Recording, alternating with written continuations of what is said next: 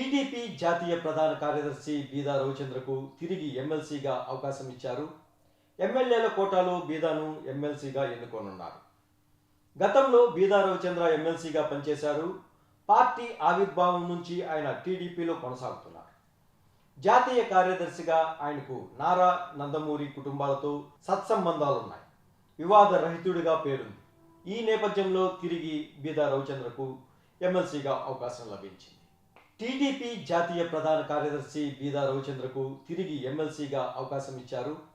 ఎమ్మెల్యేల కోటాలో బీదాను ఎమ్మెల్సీగా ఎన్నుకోనున్నారు. గతంలో బీదా రవిచంద్ర ఎమ్మెల్సీగా పనిచేశారు. పార్టీ ఆవిర్భావం నుంచి ఆయన టీడీపీలో కొనసాగుతున్నారు. జాతీయ కార్యదర్శిగా ఆయనకు నారా నందమూరి కుటుంబాలతో సత్సంబంధాలున్నాయి. వివాద రహితుడిగా పేరుంది. ఈ నేపథ్యంలో తిరిగి బీదా రవిచంద్రకు ఎమ్మెల్సీగా అవకాశం లభించింది.